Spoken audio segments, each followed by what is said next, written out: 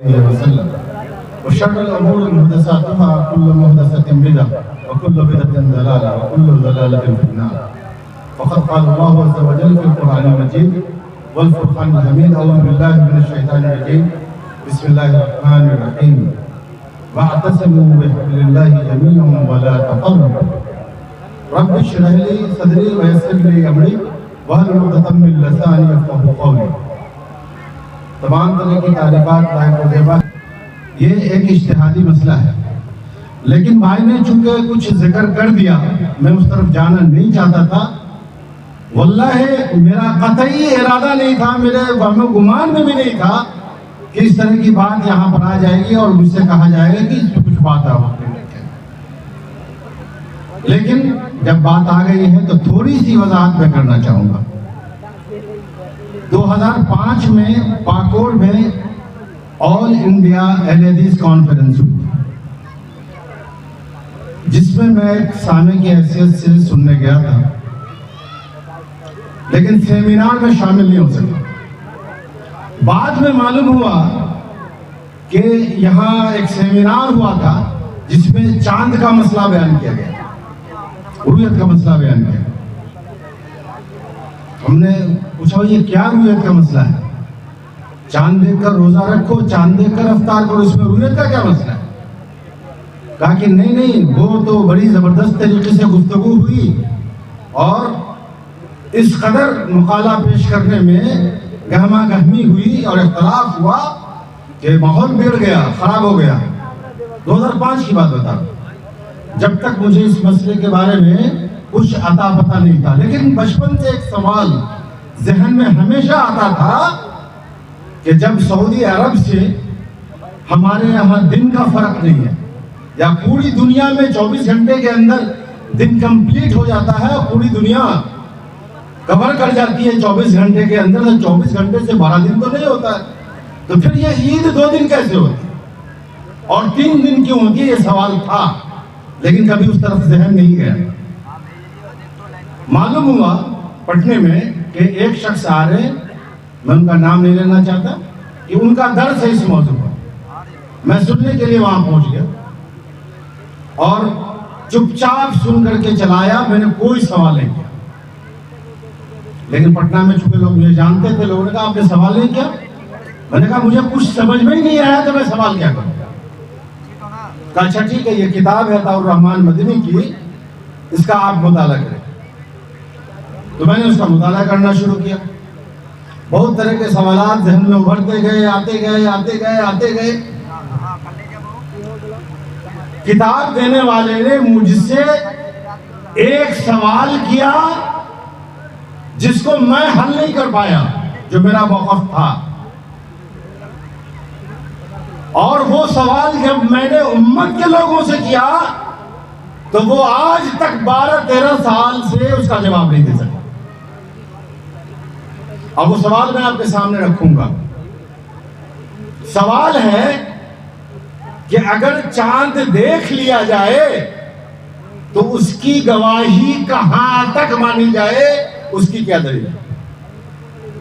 سوال بہت آسان. اب میں ڈھونڈنے لگا کہ بھائی کہاں تک کی گواہی مانوں میں. ایسا ہوا کہ میں نیپال کے بارڈر سے گزر رہا، تو پھر جیسا کہ لوگ کہتے ہیں ہر ملک کی اپنی رؤیت، لکل بلد رؤیتہم، ہر ملک کی اپنی رؤیت. تب میرے ذہن میں سوال آیا کہ یہ نیپال کا بارڈر ہے اور یہاں پر جو ہے ہندوستان ہے، اور یہ ہندوستان کا گھر ہے یہ، اور آپ جہاں بیٹھے وہ جو ساؤنڈ باکس رکھا ہوا ہے وہاں پہ نیپال کا گھر ہے. اب بیچ میں گھاس کاٹی ہوئی ہے اور یہ بارڈر ہے، وہ لاسٹ حصہ مان لیں، وہاں جہاں تک یہ گھرا ہوا ہے وہاں تک وہ نیپال کا گھر ہے. اللہ کی قسم وہ نیپال کا گھر ہے، یہ انڈیا کا گھر ہے. تو ہم نے کہا کہ جب ہر بلد کی اپنی رؤیت ہے تو اب یہاں پر چاند دیکھا انڈیا میں ایک آدمی نے یا 2 آدمی، تو وہ جو کناٹ جہاں پر گھیرا ہوا ہے وہ مانے گا یا نہیں مانے گا؟ یہ ذہن میں سوال پیدا ہوا. ہم نے کہا اچھا اگر نیپال اور ہندوستان دونوں ایک کنٹری ہو جائے تب کیا ہوگا؟ اچھا ابھی پاکستان الگ کنٹری ہے، ہندوستان الگ کنٹری ہے، تو الگ ہے، ایک ہو جاتا پھر ایک ہو جائے گا۔ ذہن میں یہ کیسا بٹوارا ہے؟ اس کے بعد تجسس آگے بڑھا، پڑھتا گیا، لوگوں سے سوال کرتا گیا، جواب نہیں ملتا۔ جواب کیا ملتا؟ فتنہ پھیلا رہے ہیں، نیا مسئلہ لے کر آئے ہیں۔ بڑا تعجب ہوتا ہے، نیا مسئلہ۔ جب میں نے مطالعہ کیا تو ایسا لگا کہ ہاتھ سے طوطے نکل گئے کہ بھائی اتنے بڑے اکابر امام اس مسئلے کے قائل ہیں۔ امام ابو حنیفہ رحمۃ اللہ علیہ، سب سے زیادہ حنفی بھائیوں کی تعداد ہے ہندوستان کے اندر۔ در مختار کے اندر امام حنیفہ رحمۃ اللہ علیہ بیان فرماتے ہیں کہ کہیں بھی چاند ہو جائے اور اس کی خبر پہنچ جائے تو ماننا ضروری ہے۔ امام لوگ کہتے ہیں نا، 4 امام، جو لوگ کہتے ہیں کہ یہ نیا فتنہ ہے، میں اس کے لیے جواب دے رہا ہوں۔ جو لوگ کہتے ہیں کہ یہ نیا فتنہ ہے، اس کے لیے میں جواب دے رہا ہوں کہ کیا یہ نیا فتنہ ہے؟ امام حنیفہ رحمۃ اللہ علیہ آج کے دور کے ہیں، یا پھر جب انہوں نے کہا تو کیا انہوں نے فتنہ پھیلایا؟ سوال ذہن میں آتا ہے۔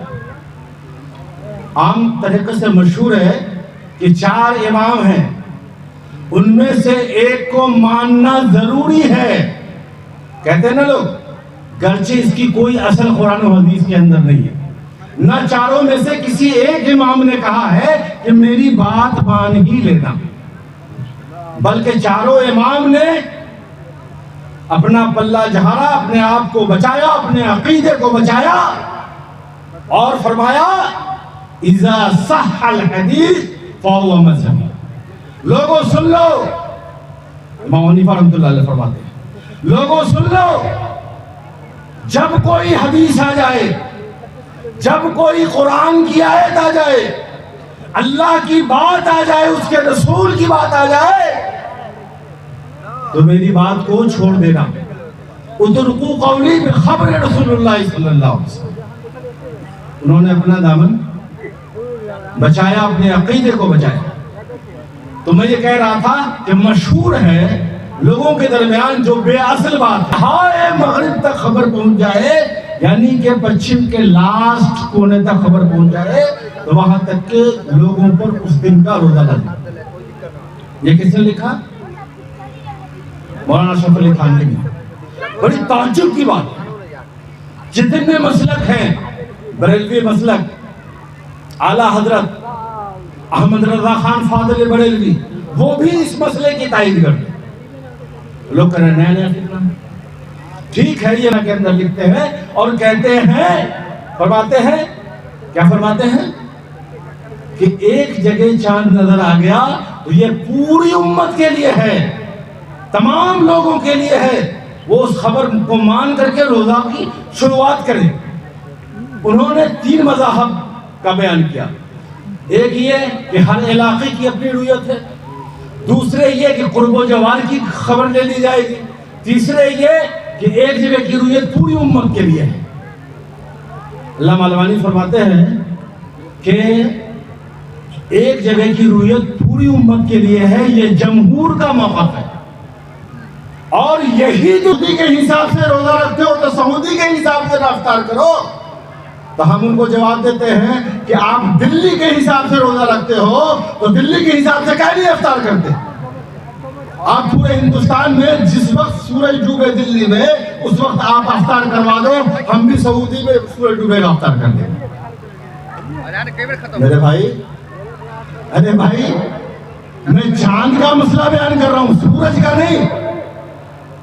سورج کا تعلق مہینے کے آغاز سے نہیں ہے، عربی مہینے کا تعلق سورج سے نہیں ہے، کیونکہ اللہ فرماتا ہے قرآن مجید کے اندر يَسْأَلُونَكَ عَنِ الْأَهِلَّةِ قُلْ هِيَ مَوَاقِتُ لِلنَّاسِ وَالْحَجِّ۔ لوگ آپ سے چاند کے بارے میں سوال کرتے ہیں، آپ کہہ دیجئے کہ یہ عبادت کے اوقات معلوم کرنے کے لیے ہے۔ اور اللہ نے فرمایا سورہ یونس کے اندر، هو الذی جعل الشمس ضیاء والقمر نورا وقدرہ منازل لتعلموا عدد السنین والحساب۔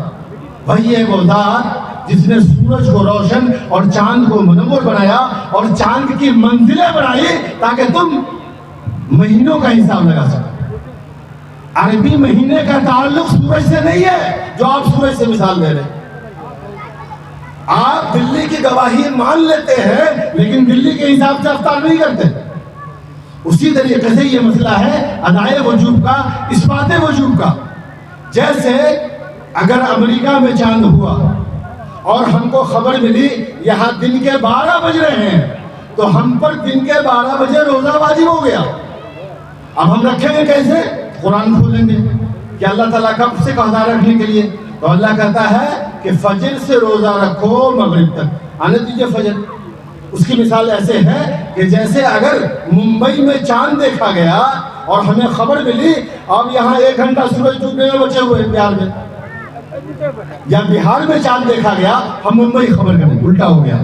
بہار میں چاند دیکھا گیا ہم ممبئی خبر کریں، فون کر دیں ہاں بھائی چاند دیکھا گیا۔ اب وہاں کہ نہیں ابھی تو 1 گھنٹہ باقی ہے سورج ڈوبنے میں، تو کیا وہ 1 گھنٹے کا روزہ رکھے گا؟ وہ فجر کا انتظار کرے گا، کیونکہ اللہ نے فرمایا ہے کہ فجر سے روزے کا آغاز کرو۔ کہاں تک؟ مغرب تک۔ اسی طرح سے خبر ملنے کے بعد مغرب سے روزے کا آغاز ہوگا۔ منٹوں، گھنٹوں، 2 گھنٹے، 2.5 گھنٹے، 3 گھنٹے، 5 گھنٹے، 12 گھنٹے، 15 گھنٹے کے فرق سے لوگ پوری دنیا اس کے اندر شامل ہیں۔ اب ایک بات پتہ کی ہے، شاید آپ کو پتا ہو، ہمارے بھائی کو بھی پتا ہو، ناروے میں آپ چلے جائیں، ناروے میں سورج 6 مہینے کے دن 6 مہینے کی رات۔ اب یہ سوال ہمارا ہے لیکن بھائی لوگ کرتے الٹا، اچھا جہاں 6 مہینے کے دن ہوتی ہے 6 مہینے کی رات ہوتی ہے وہاں کیسے ہوگا؟ اب وہاں سورج کیسے چلتا ہے؟